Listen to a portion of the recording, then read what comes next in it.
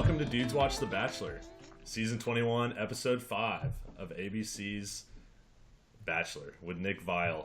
Dudes Watch is a premiere show where dudes recap traditionally non-dude shows. We're doing all the hard work for you. We're sitting back, we're watching this show, maybe popping a bottle of rosé, and here we are. This voice talking to you is from Reed Stiles. I'm joined by my co-host, Dave Neal. Dave, glad to see you back. I guess there is plenty of room in this hot tub for the both of us. Yeah, just dump in some extra chlorine. We're good to go. Let's do it. So, Dave, hit us with your social media real fast, and we'll go from there. My Instagram and Twitter is at DNealz, DNealz, and I'm Dave Neal on Facebook. And Dave Neal Actor on YouTube. Yeah. Dave's got his own hot takes where he reads through his notes and jokes every week before doing my show, so I think he's a little warmed up. So I'm warmed up. I'm primed. Hey, I'd love to hear your feedback on this show, Dudes Watch. Reach out to me on Instagram. That's at DudesWatch. That's where you can find all the video clips. And I also have SoundCloud, iTunes, YouTube. The fun doesn't stop. So much Dudes Watch. So today, let's kick things off with the star of this show, Corinne. I've got a nice little highlight reel of our favorite Corinne moments. So here they are. What does that say about your emotional intelligence, bitch? I think she's better than everyone. Not just me. But the fact that she thinks it's okay to blatantly disrespect me or anyone is unacceptable. If she does it again, there's going to be an issue. Come at me. I'll get ya. You can just leave it right here. Thank you so much. Can I have change when you can? She thinks I'm stupid and I'm not emotionally intelligent and I'm not mature enough to be in a relationship with Nick. She's very calculated and analytical. I'm more colorful. At the end of the day, Nick is gonna choose the girl he wants to get to know better. No votes for Taylor. Make America Corinne again. Any other questions about anything else? How do you make a voodoo doll specific to a person? Maybe hit us with your favorite Corinne line of the night. What was it? Do you remember? She just kept on calling Taylor a stupid bitch. That's literally. It's so funny once they cross that line. There's no going back. When the classiness is over, whenever a chick's ready to fight, she takes her earrings off. They never put the earrings back on. Metaphorically speaking, Corinne's earrings are off. She was trying to be classy there for a while, wasn't she? I mean, she was really trying to hold back as much as she could. Yeah, the zebra shows her stripes, right? What's she gonna do? She's a chick from Florida. What do you want? Dude, do you think emotional intelligence was trending on Twitter? That was my big question. My brain was hurting because my brain is trying to digest the two of them talking, and you just can't. You know, it's like Google Translate trying to translate a language it doesn't know. I'm just like, what is happening here? I think the point when I couldn't decide if Corinne was an evil genius or just completely manipulated by the producers was when she asked for the voodoo doll that had a master's degree. Wait, the voodoo doll had a master's degree? She's like, I'm looking for a very specific person. And this person's like, oh, don't worry. I've got a master's in mental health doll right here. We're good. It's all producers, man. I don't give Corinne the credit. Like, she's just along for the ride. What? How? She's so smooth in front of Nick. Do you think that the producers are causing her to be this smooth? I'm starting to think she's an evil genius, basically. She gets fed lines like Daniel. Remember Daniel, the Canadian? He would just say, like, this is like that. And you'd be like, what? Corinne it's just overly produced. They're just feeding her lines and questions and getting her to say stuff. And then I'm sure Corinne would be very tolerable at a cocktail party. It's the second you start playing this game of ego that the worst comes out. Yeah. Actually, I haven't shown this clip yet, so I'll go ahead and insert this clip here. It's Corinne trying to open the champagne bottle. One of my favorite highlights of the whole night. I can't do it. I need you. Taylor thinks she's smarter than me, which is funny. I'm definitely smarter than Taylor thinks. Nice. That was basically a highlight to a really boring haunted house date. I'm sure we'll get into that later. So this episode kicked off with a rose ceremony. might have been the coldest rose ceremony I've ever seen. Right? What was your take? I mean, were they ice blocks? I couldn't tell. You know what? Beauty is pain. That's what it is. And the girl who got voted off was the one who didn't want to put a jacket on. She's like, I bought this jacket. I've sculpted my arms. I'll show them off. And then she gets pneumonia on the way out the door. That was the coldest. I mean, that's production. You got to look good for the camera, not for, you know what I mean? You get some goosebumps. What was your take on them doing it in a cold location? Is that just to add an extra element of just uncomfort? No, it just was a cool looking barn. And so the location manager scouted the place out 3 weeks earlier. They find the barn. It's open air, so they know they can't heat it, and they just go deal with it. The crew has gloves on. They've got their thermals on. They don't care. Yeah. That's the bottom line. That was the last thing on their mind is whether or not, Astrid was gonna, catch a cold or not. We lost Astrid and Sarah.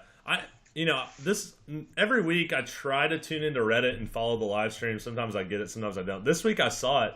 I've never seen people so sad about someone that didn't get any airtime. I mean, people were... Wait, really? People are like boycotting. They're like, oh, Sarah's gone. I can't watch this show anymore. I mean, Sarah's hot, but she does not play a major role in this show. No, she doesn't belong past the first week. These girls get stuck on it. Basically, Nick's got his top 5 or 6 that he likes. Then he keeps chicks like Astrid and Jasmine around.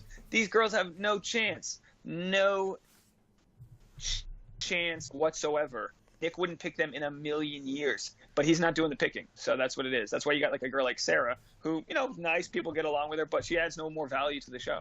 I went to her Instagram. She just graduated from USC with her undergrad. So, I mean, 23 maybe. I mean, she's definitely young. I mean, Nick's probably like... Wait.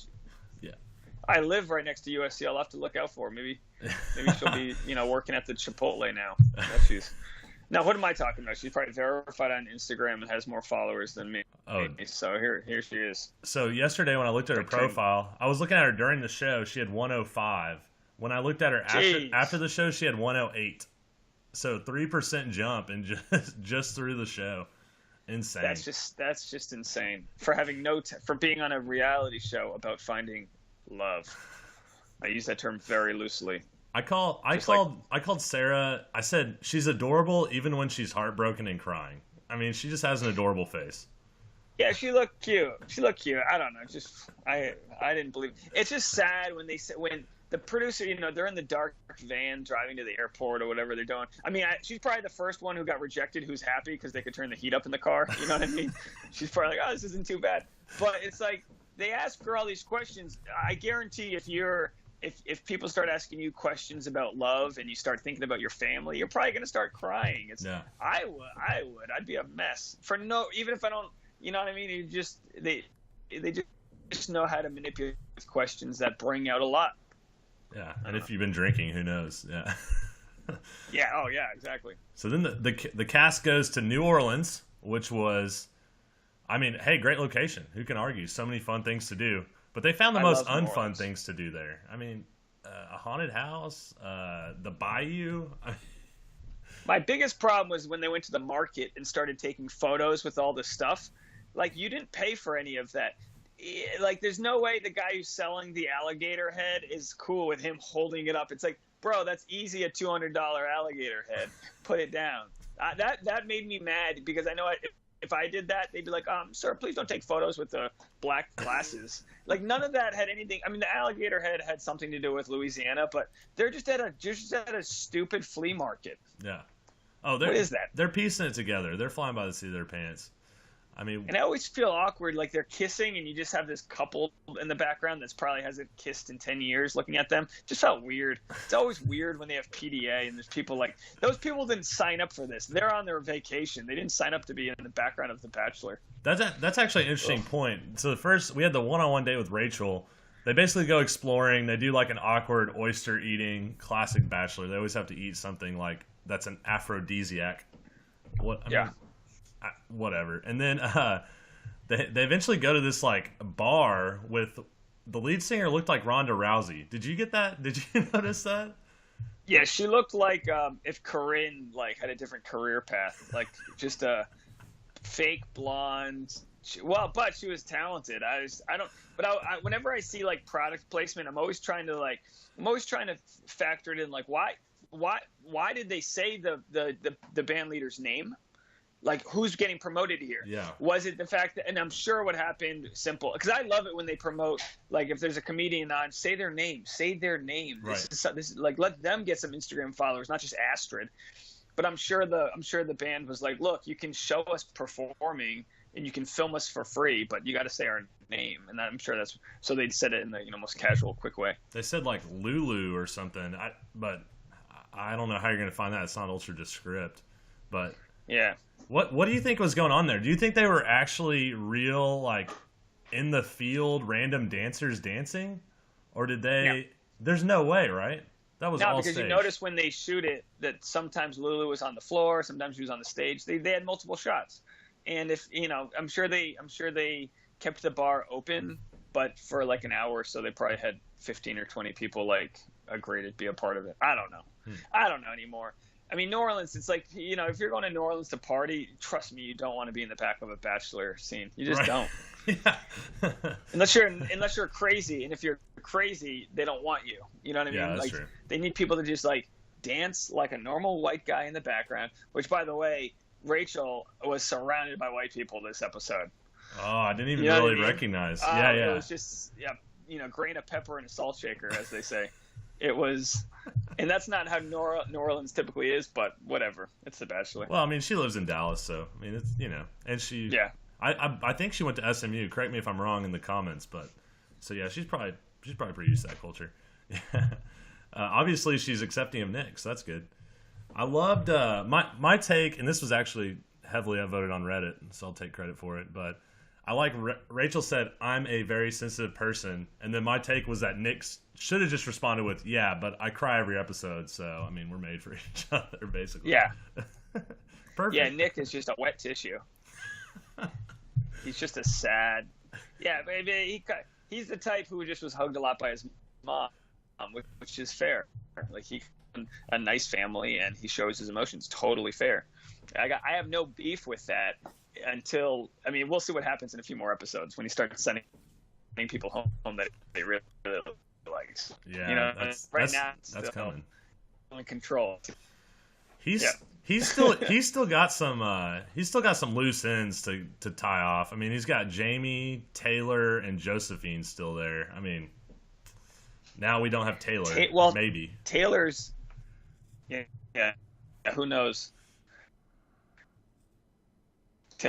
Said the nice classy princess I thought she was. Yikes. She just went full heel. She went villain on everyone. Like, no one needed that. She just played the role. She was okay with that. I was surprised. How mental health. How does that even how do you even agree to that? Because I feel like Olivia, she had the classy going away shot, which was hilarious. One of our favorites of all time. We talked about Olivia was great. Yeah, she went out like the best way you could. She got people to talk about her, and I actually feel bad for her at the end. That's probably the best way to go out. And she looked hot. That was good. Being like molested by the voodoo priestesses was not that cool. Yeah, it looked like they were like sprinkling vinegar on her, like they were like about to eat her. I was like, what? I'm sure it was just water, but it was in like a vinegar, like Heinz. It's like, why are all these knives and forks out? What's going on? It was that's weird. I don't want to get into politics, but that's how messed up our country is. That we're okay with someone doing black magic, but like we're not okay with, you know what I mean? Like we just put a spell on somebody. They're doing the Ouija board. Real demonic episode here. Real black magic. Yeah, the haunted house. Yeah, you're right. Totally. I don't mess with that stuff.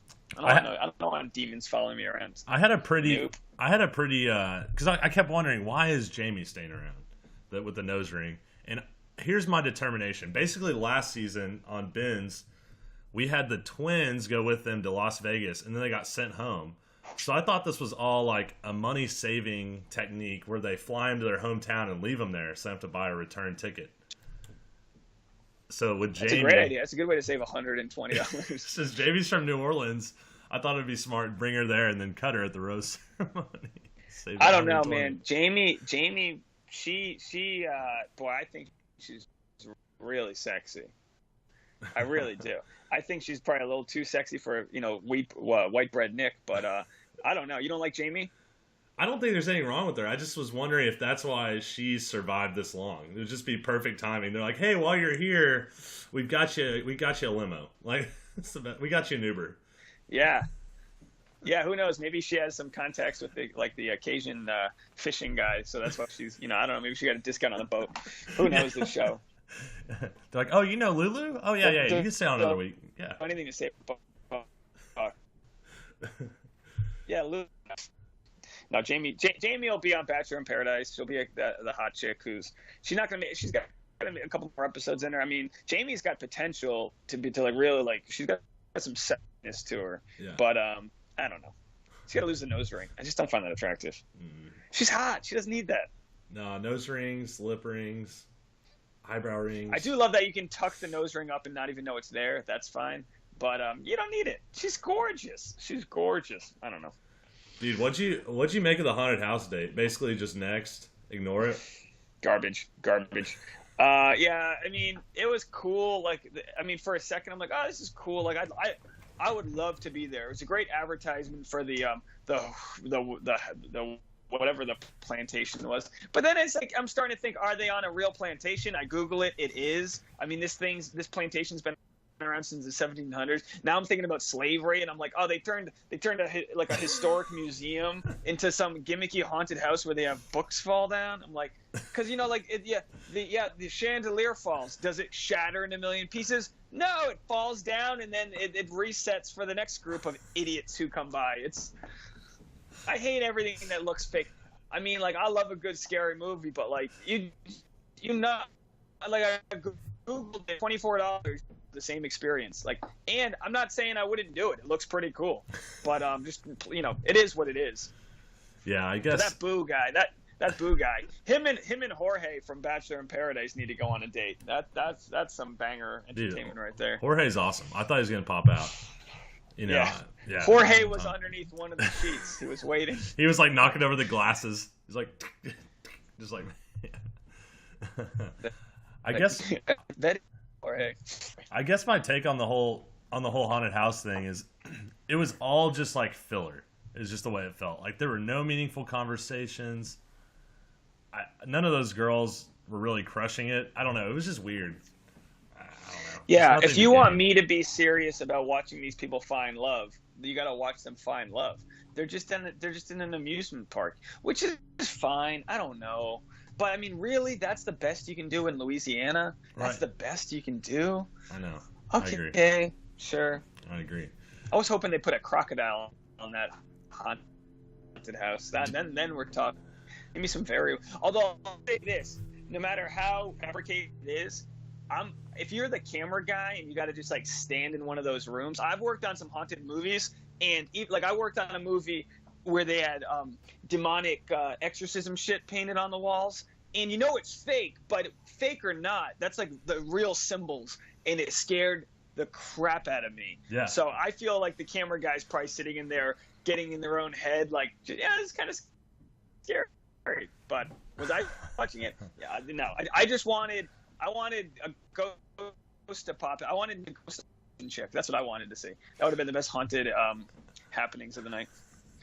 Yeah, it just looked like filler to me, so that they could add in more shots of like Taylor sitting in a circle of candles doing her nails or something, and then Corinne popping bottles.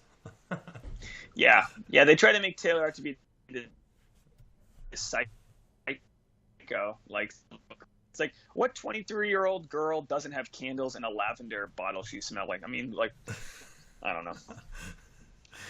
All right, so I relate more to Taylor than Corinne, but not when she went crazy. Spiritually, Taylor looked like a cool chick, but you crossed her and she just couldn't put those earrings back on. What'd you think of Corinne's order? I saw bottles of wine, a steak, French fries, veggies, hot wings, and cake. Those were all the things I noted. Well, the thing that made me upset is she asked the concierge lady for her change back. And I just want to know, I just wish they showed us how much she tipped her. Because she ordered at least $130-$140 worth of food. I hope she left at 20 or so. Who knows? That's what I worry about. I'm like, did the help get paid? It was like a $180 meal. She gave her $200. She's like, I'm gonna need change. But Corinne, what? She's 24, right? I'd like to see what she looks like at 27. Honestly, she could have a rough couple years ahead of her. Is all I have to say. Do they not feed them on the show? They feed them, but on the budget? How's that work? No, that was they feed them, and I don't know what that whole deal was. I don't like it when I have to ask more questions after watching something. TV is supposed to give you call room service. Did Raquel bring it? Like, what happened there? I don't know. Is Raquel here? Yeah. So we get onto that 2-on-1. I mean, I predicted this last week. I think we all knew it was coming. My first take was just that the driver of the riverboat looked like an amateur wrestler, maybe of alligators.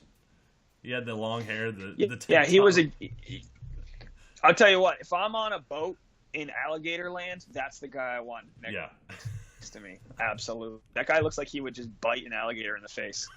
I want that dude. But yeah, he definitely didn't speak. I don't know. I would. They just show him on the boat. Like, what's the exposition? When you're on a TV show, you need to show the wide frame, show the exposition. Who is this guy? Is it Lulu's brother? How does this all make sense? Yeah. Instead he's taken. And by the way, those boats are way too rickety for my taste. If I'm on a river with alligators, I want more than. Did you see? There's a video recently of an alligator who jumped onto a boat. Oh, no, wow. Thank you. No way. I was on a boat in Mexico in a river with alligators, and the boat was raised up. I wouldn't go near those things. I'm not losing an arm because it looks for the Bachelor. No. Yeah, no. That's one thing I thought was interesting too. No life vests. I mean, I don't know. Well, Danielle has a couple fun bags on her, but she wasn't on the date. Yeah, Astrid would have been safe. She was ready to go. Yeah, they would have been okay. So, no life jackets on board. We show up to the voodoo ceremony, and there's a voodoo priestess with a fedora on. I mean, I did not understand a white voodoo priestess. Does any of this make sense? Yeah, she was the John Mayer. Fake. Yeah, I mean, I'm sure. I don't know. I'm sure they found somebody that they're all actors. They need someone who knows how to work the camera, but also has a specialty. So like they're reading the cards. They have to have some knowledge of what they're doing. But again, I mean, do I trust that they're in an actual ceremony? No, it feels like they're desecrating the. What I mean? Yeah. I like that they try to explain that voodoo isn't always bad. I like that idea. That was nice. But at the same time, that's what they say, and then how do they end it? With putting It's just very hypocritical. Yeah, I thought there were a lot of fresh takes on this island. I can't remember who said it, but someone said this butt doesn't deserve to be in this swamp. Was that Corinne? Probably. Did you see her pulling her jeans up the whole time? Like that denim couldn't hold her together. But I mean, you're looking at Nick and you go, who does he choose, the butt or the eyebrows? He chooses the butt. I mean, I'm not surprised. I don't think one person in the world thought Taylor, except for Taylor, thought she was staying. You know what I mean? Yeah.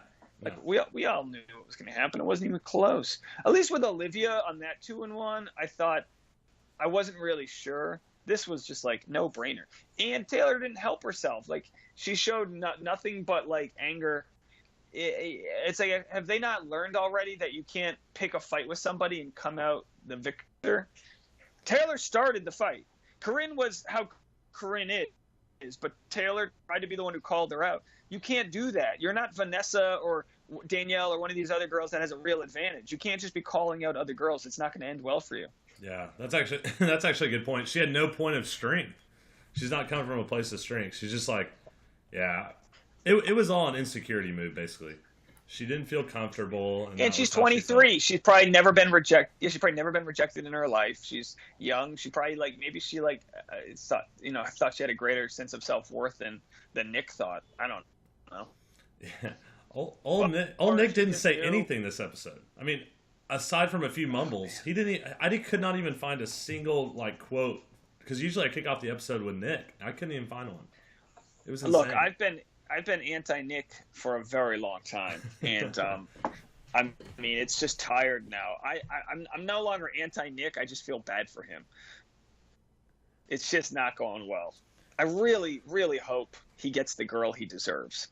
We'll see what that is. Dang. It's not. He doesn't deserve a Vanessa or a Danielle. It's not going to happen. So you think if he chooses Vanessa, that's my number one right now, that she stays with him just for the fame and the story and all that stuff? I wouldn't necessarily say the fame, but I think it'll wear off. I think she'll realize, like, oh, this guy's more, he cares more about CrossFit and Instagram messages than he does about, you know, a dynamic relationship. Or maybe they're just making him out to be that guy, and I'm wrong. But, you know, like, is he really going to go meet Rachel's father? Yeah, the federal judge. You get a line of federal judges and lawyers, and then she's going to marry a dude who likes CrossFit? I don't think so. I don't buy that at all. That's a pretty fresh I would love to see take. that conversation. I'd love to see the conversation today, because he's got to like be like, you know what? Yeah, like I'm in my mid-30s, and the dad's gonna be like, when I was your age, I was, you know, assistant district attorney or whatever the heck he was. You know what I mean? It's like, how do you compare with that? You just, you know, he's out of his league. Nick, I think used to have the same job as Ben. I think they were both like Denver software sales reps or something like that. I think they worked for IT something. I don't know. Yeah, that's about as boring his job as he is, so that probably works well for him. And now they're sucked into this world they get out of. You can't this world once you're in it. You don't go into The Bachelor and leave it with a normal life. No, you start becoming commentators, and you're Vinny the DJ. You're making a few bucks to spin at a brunch. No, it's quicksand. That's all it is. That's what's interesting. We're kind of getting off topic, but I was looking around. Basically, I listened to this Chad interview, and he was talking about how once he's been plugged into the ecosystem, he basically, it's like every single person on the show is in like a bunch of different group chats. And so they were asking him about Bachelor in Paradise. They were saying, like, when do you start texting the girls who are going to be on the show? Like, when do you start contacting them? And what he said is, like, as soon as you contact one, they tell everyone else that they've been contacted. So it's like, yeah, it's just like this huge clique. It's like these little fraternities and sororities, basically. They're like sexual predators. They have to, like, register with the community. I don't know. Oh, it makes me nuts, man. It really hurts my head to think about it, because they live where I live, and I bust my butt every day pursuing, you know, doing stand-up, getting on stage, and then they literally make out with somebody in a pool, get drunk, and they're famous. And I'm like, you gotta be kidding me. Yeah. But my whole thing is always, the quicker to fame, the quicker you lose it. Ooh, that's a fact.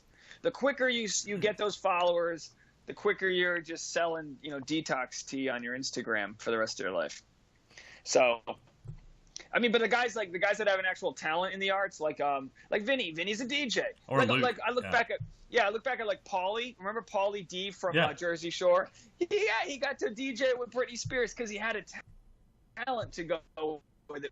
Versus the situation, those are going to go away. So it's like you can use this to spin whatever you're doing, but don't think you'll be treated. Don't think the society is going to value you for anything other than what you've shown that you are. You've shown your cards.